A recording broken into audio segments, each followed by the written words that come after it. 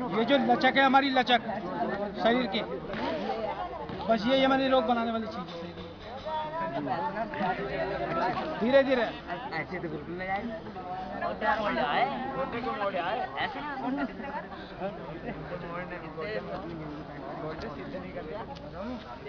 ये एक पैर गिरवा आसन करते हैं। इस आसन को जब घर पे करें तो कोई पड़ोस में खड़ा रहना चाहिए, वरना लॉक लग जाएगा गर्दन में। समझे?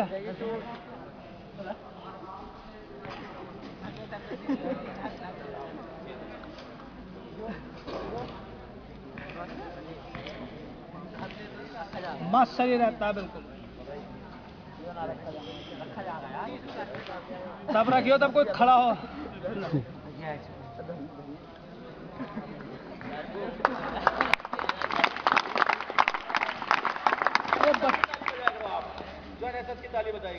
बड़ा मस्त शरीर बनता है, कोई रोग किसी तरीके का शरीर।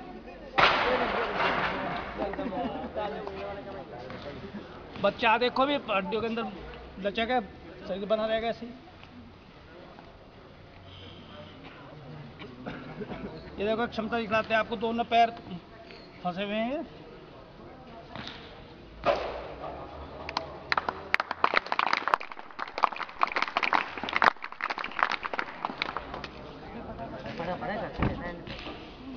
योग आसन,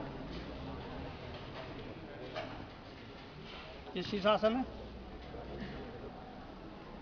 नया ब्लड मस्तिष्क को, आंखों के लिए, बालों के लिए। देखा ना समय से पहले गंजे हो रहे बच्चों, सब बाल भाग गए। इधर आओ, उठकर आओ आओ।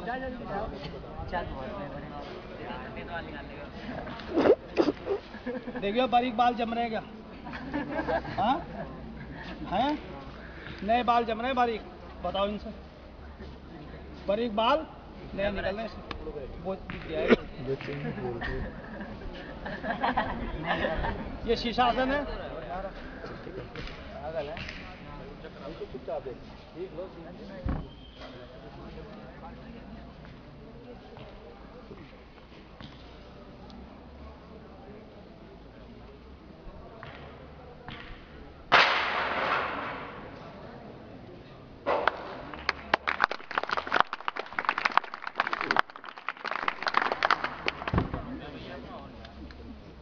तो बच्चों, ये योगासन की क्षमता है 55 वर्ष शरीर की। अब बता दो, अभी 50 वर्ष तो कहीं चला जाएगा शरीर? बताओ। 40 वर्ष की आयु में पैरों पे उठते हुए चक्कर आने लगे थे, ऐसा बन गया था ये रोग। और आज आप देख रहे हैं कैसा बना हुआ है।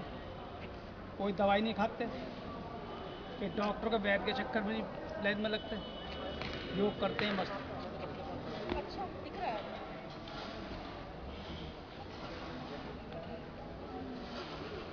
महर्षि पतंजलि के अनुसार योग के 8 अंग हैं। सुनो सब,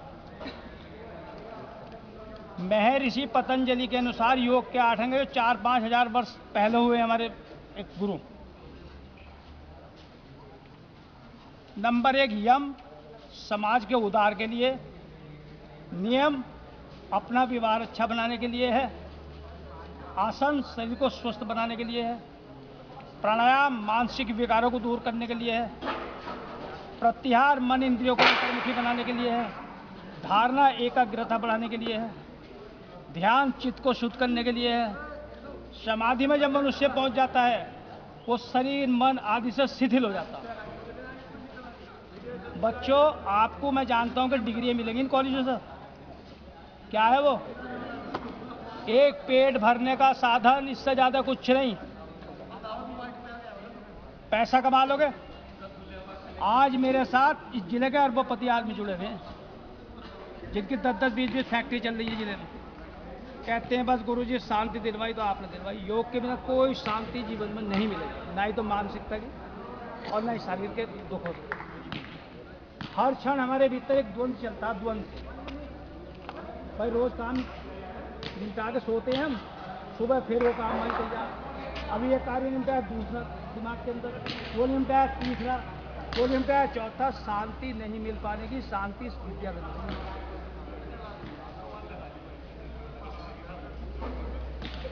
जितने भी हमारे जिले के अधिकारी सभी जानते हैं, हम सीधे कहते हैं, मैंने कुर्सी जब है और जब ये शरीर है, अगर शरीर नहीं तो कोई और ही मिलेगा यहाँ बैठा हुआ।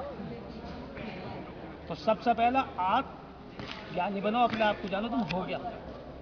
रोग हमारे भीतर हैं क्यों, कैसा है रोग ये, क्यों हम दुर्बलता की जिंदगी जी रहे हैं, तो लिए हम बिल्कुल एक्टिवेट और मजबूत होकर जीवन को जी पा रहे हैं।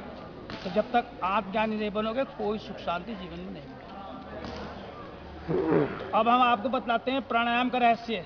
एक भाग योगासन बतलाया है, 8 अंग बतलाए भी आपको। एक अंग योगासन है जो हमने दिखलाया आपको, ये इससे हमारे भीतर कार्य क्षमता, निरोगता और मनुष्य की सौंदर्यता बढ़ा देता है योगासन। दूसरा भाग प्राणायाम है जो अब हम कराएंगे। प्राणायाम क्या है? हमारे जब मानसिक विकार हैं, ये हर वक्त द्वंद्व चल रहा है दिमाग के अंदर, मस्तिष्क के अंदर, ये शांत हो जाता है, शांत, बिल्कुल शांत। ये शांत कब होगा? तब हमें आत्मज्ञान हो जाएगा कि सत्यता वास्तविकता है क्या। जो हमारे बुजुर्ग चले गए, सभी के ही जाते हैं, कुछ ले गए यहाँ से, जरा सा रोल हम अदा कर रहे हैं ना हमारे साथ, कुछ जरा तो हाय तो वह किस बात की। सबसे पहले अपने आप को स्वस्थ रखो और अच्छे कर्म करो इस समाज के अंदर, कोई गलत कार्य ना करो। कोई भी जीवन के अंदर सोच लोगे जितना गलत कार्य किसी ने किया, आने वाला जीवन नरक बन जाएगा, बिल्कुल आने वाला नहीं, यही बन जाएगा।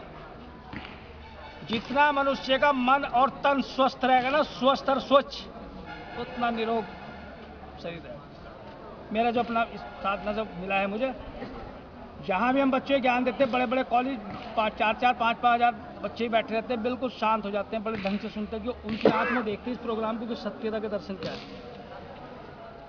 सुनो सब, शैक्षिक योग्यता वाला व्यक्ति, पढ़ा लिखा, सुन रहे हो? शैक्षिक योग्यता वाला व्यक्ति अपनी कल्पना व तर्क शक्ति से ज्ञान देता है। कल्पना हो जाएगा, होने वाला है, हो चुका है, आ रहा है, मतलब एक किंतु परंतु।